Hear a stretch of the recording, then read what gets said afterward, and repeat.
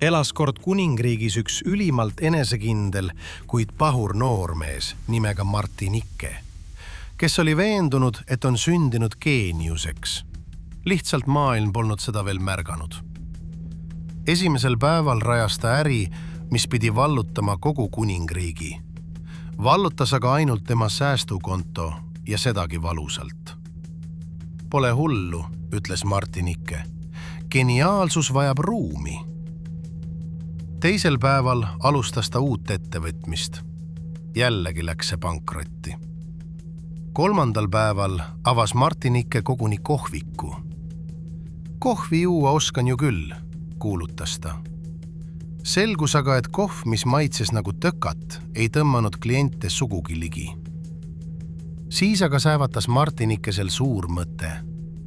Kui ma päris elus ei saa millegagi hakkama, siis lähen poliitikasse.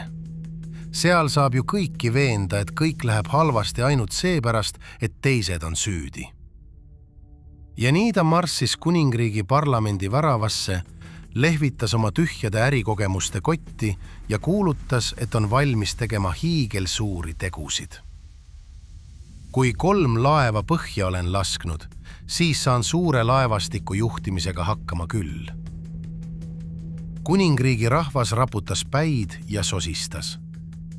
Kui ta poliitikas on sama osav kui äridega, siis hoidku haljad meid kõiki.